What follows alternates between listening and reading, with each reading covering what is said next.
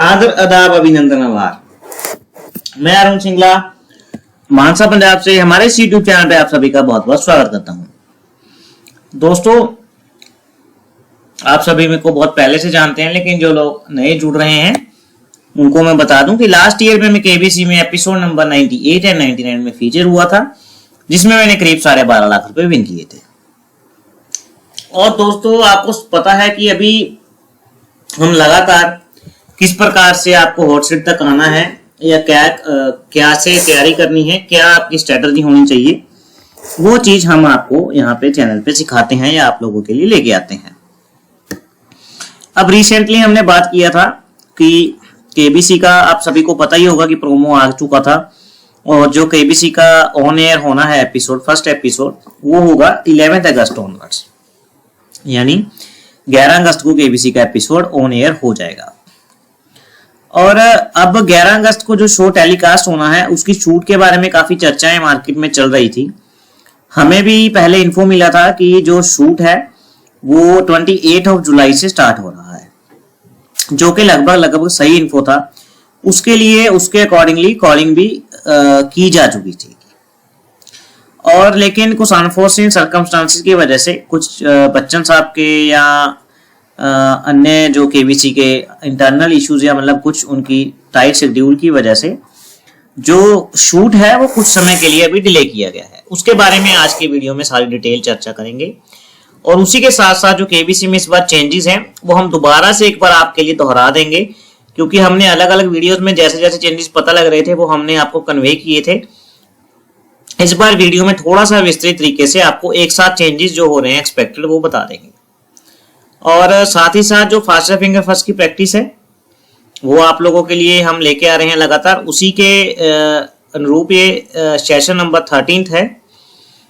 कल कुछ लोग कमेंट कर रहे थे कि सर आपके फास्टर फिंगर फर्स्ट के सेशन बहुत इजी है, या पता नहीं मैं ऐसा हूं कि मैं आपके सारे क्वेश्चन सॉल्व कर दे रहा हूं, please try to give some tough question. उन्होंने कहा था कुछ टफ क्वेश्चन दीजिए। देखिए भाइयों, आई डोंट नो कि वो भाई बहन जो भी हैं उनसे मैं इतना इम्प्रेस हूं कि वो अगर ये क्वेश्चन उन्हें आसान लग रहे हैं तो वो डेफिनेटली 7 करोड़ के कंटेंडर हैं। देखिए, ये क्वेश्चन जो है इतना लेवल आसान नहीं है।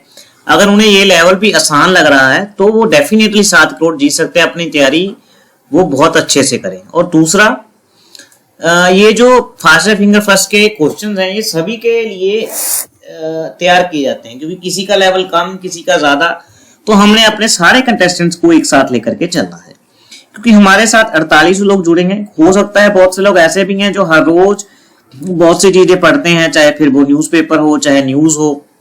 बहुत से मेरे जैसे भी होंगे जो कभी कभार इंस्टाग्राम पे कोई रील आ गई वो देख लिया, उसमें से जो पता लगा वो सुन लिया। ऐसे भी होते हैं मेरे जैसे। लेकिन हमने सभी का एक बराबर से ध्यान रखना है, क्योंकि ऐसा भी नहीं होना चाहिए कि सारे के सारे क्वेश्चन इतने टफ हों कि जो कंटेस्टेंट खेलेंगे या हमारी वीडियो सुनते हैं उनमें से एक भी सॉल्व ना हो, उनमें जो है वो डिसमोटिवेशन आ जाए, डिमोटिवेशन आ जाए कि भाई हमारे से तो कोई नहीं सॉल्व हो रहा। जिस वजह से हम लेवल है वो आसान रखते हैं। बाकी जिसको आसान लग रहा है वो उसके लिए बहुत बढ़िया बात है, वो उसकी तैयारी यानी बहुत बढ़िया चल रही है। चलिए सबसे पहले क्वेश्चन लेते हैं, फिर शूट पे बात करेंगे कि शूट का डिले होने का रीजन और शूट का क्या क्या चेंजेस आ सकते हैं। तो फास्टर फिंगर फर्स्ट का पहला प्रश्न आपकी स्क्रीन के ऊपर ये रहा। Arrange the following island of Japan in north to south direction. आपको इन आइलैंड को जापान के नॉर्थ के साउथ डायरेक्शन की तरफ सजाना है, और आपके ऑप्शन रहे ये आपके सामने। Option A Shikoku, option A Honshu, option C Kyushu, option D Hokkaido. फटाफट से आंसर दे दीजिए। क्वेश्चन जो है बहुत टफ है। आई होप कि इससे ज्यादा टफ क्वेश्चन नहीं होगा। जिससे ये भी आता है तो वो बहुत बढ़िया तैयारी कर रहा है, उसे कुछ करने की जरूरत नहीं है, और वो डेफिनेटली केबीसी का 7 करोड़ जो है वो डिजर्व करता है। चलिए, और आपका समय समाप्त होता है। अब इसके ऑप्शन जानेंगे। सबसे पहले आएगा जी ऑप्शन डी, उसके बाद आएगा ऑप्शन बी, उसके बाद ऑप्शन ए, उसके बाद ऑप्शन सी। इसके लिए हमने आपके लिए मैप भी यहाँ पे प्लॉट कर दिया है। आप मैप पे भी इसे देख सकते हैं। देखिए ये जो आइलैंड की बात कर रहे हैं, ये आइलैंड जो है मेजर आइलैंड है। ऐसा नहीं है कि ये मशहूर नहीं थे, या मतलब ऐसे क्वेश्चन बहुत कम एक्सपेक्टेड होते हैं कि केबीसी में आएंगे। लेकिन आजकल जो है दायरा बढ़ चुका है, क्योंकि कंटेस्टेंट्स भी उतने शातिर या मतलब होशियार हो गए हैं कि लेवल सभी का बढ़ चुका है, चाहे फिर वो केबीसी हो चाहे कंटेस्टेंट हो, उसी हिसाब से वो अपना लेवल एडजस्ट करते हैं। ये जो आइलैंड्स हैं ये काफी मशहूर हैं, जिसके लिए क्वेश्चन प्रोबेबल हमें लगा और हमने डाल दिया। आई होप आपको ये पढ़ के, अगर नहीं भी आया होगा तो आप पढ़ के इसको दिमाग में एक बार बिठा सकते हैं। तो आप जैसा कि मैंने आपको बताया था कि शूट जो एक्सपेक्टेड है वो 28 को शुरू होने वाला है, लेकिन कुछ कारणों के चलते केबीसी के इंटरनल ज्यादा तो वो नहीं आउट होते हैं। अब जो शूट है वो शिफ्ट हो चुका है 6 अगस्त को। शूट पहला एपिसोड जो है वो 6 अगस्त को स्टार्ट होगा और ऑन एयर जो है वो 11 अगस्त को हो जाएगा।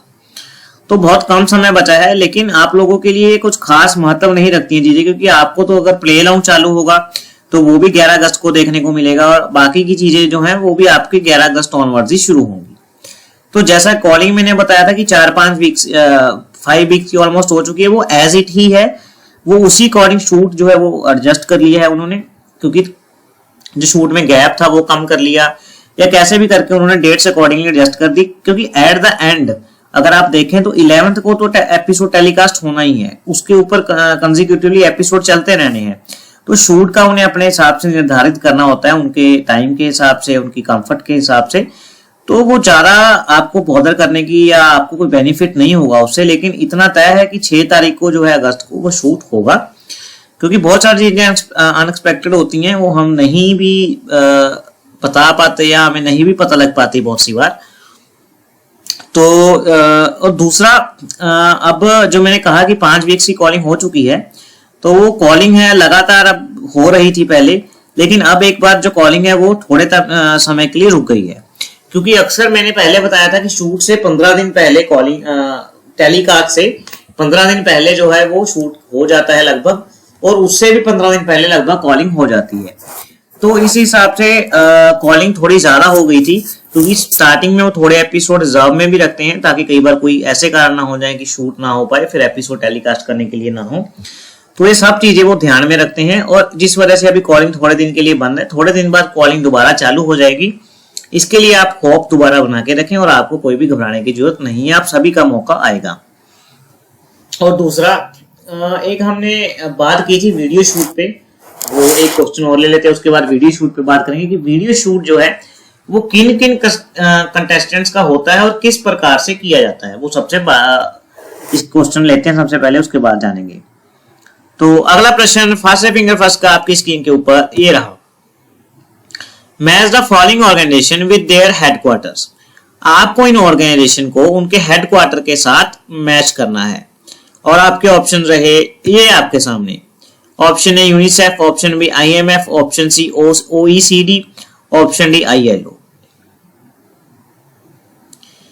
एक तो आप सभी को इसके जो है फुल फॉर्म नीचे कमेंट बॉक्स में लिख के बताने हैं, और दूसरा हेडक्वार्टर तो बताने ही बताने, वो क्वेश्चन से आपको क्लियर होगा। और आपका समय समाप्त होता है अब। तो इसका सही क्रम रहेगा दोस्तों यूनिसेफ का हेडक्वार्टर कहाँ है जी? न्यूयॉर्क। उसके बाद IMF इंटरनेशनल मॉनेटरी फंड का कहाँ है? Washington DC। OECD इसका कहाँ है जी? पेरिस। ILO इसका कहाँ है जी? जिनेवा में। आई होप आपको क्लियर हो गया होगा।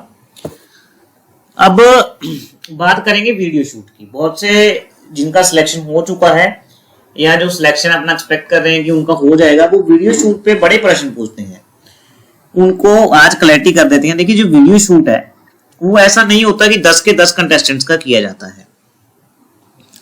वीडियो शूट जो है, जैसे आपको 10 कंटेस्टेंट आपको मोटा मोटी एक वीक में सिलेक्ट होते हैं। मैं 10 कंटेस्टेंट की बात लेके चलता हूं इस बार। हालांकि अगर 13 होंगे तो उसकी बात अभी फिलहाल तौर पे मैं नहीं कर रहा, लेकिन पहले 10 जो होते हैं उनके ऊपर चर्चा करेंगे।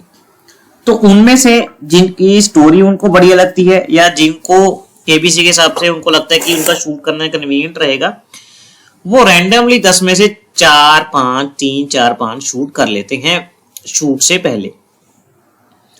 फिर जब वो केबीसी में जाते हैं वो उनका शूट जो है वो ऐसे जो उन्होंने घर पे आके वीडियो बनाई होती है वो वीडियो टेलीकास्ट कर देते हैं। मैं आपको बता दूं कि जो लोग शूट करने घर पे आते हैं वो केबीसी की प्रॉपर टीम होती है, उनके पास प्रॉपर कैमरास या उनके पास ऐसे ऐसे इंस्ट्रूमेंट्स होते हैं जो अक्सर शूट में यूज किए जाते हैं, यानी बहुत महंगे कैमरास, बहुत महंगे ड्रोन्स वो साथ में लेके आते हैं, उनकी पूरी टीम आती है।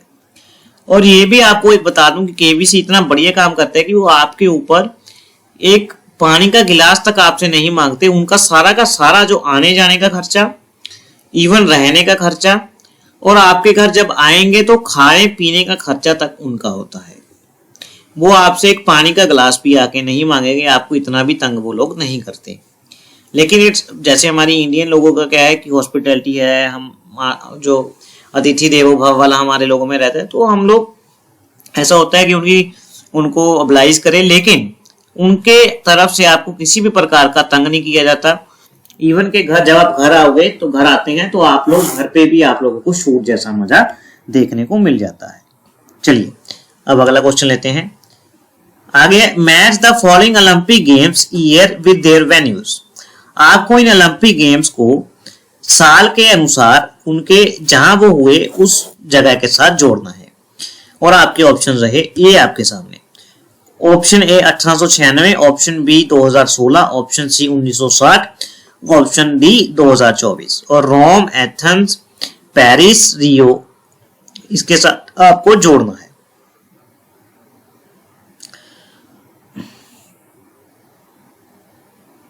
और आपका समय समाप्त होता है अब। इसका सही क्रम है जी 1896 में सबसे पहले एथेंस में हुए, उसके बाद ऑप्शन बी 2016 में ये जो है रियो में हुए, ऑप्शन सी 1960 ये हुए रोम में, ऑप्शन डी 2024 ये हुए जी पेरिस में। पेरिस तो सभी को याद होगा कि हाल ही में ये होके चुके हैं पेरिस में। तो चलिए आगे बढ़ते हैं। अगला प्रश्न जी है इमेज बेस्ड प्रश्न।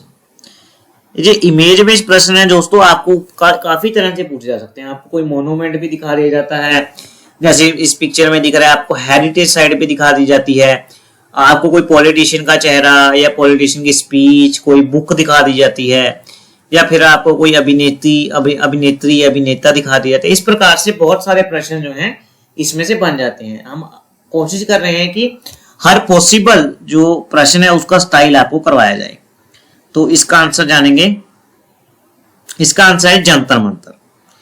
जंतर मंतर इसका आंसर है जो आपको सामने दिख रहा है। अच्छा, कल हमने बात की थी कि माइथोलॉजी के सेशन, हम अब कल आपके लिए माइथोलॉजी का सेशन आएगा, साथ में ऐसे प्रैक्टिस माइथोलॉजी के बीच में करेंगे, साथ में जो बातचीत होगी या नई अपडेट होगी वो आप लोगों के लिए लेके आएंगे। इस प्रकार से एक दिन माइथोलॉजी, एक दिन से फास्टर फिंगरवर्स की प्रैक्टिस, ऐसे हमारा लूप जो है वो जब तक केबीसी चलेगा तब तक ये चीजें चलती रहेंगी। चलिए अगला प्रश्न, आपको इस मशहूर अभिनेत्री को पहचानना है। इस अभिनेत्री को पहचानिए।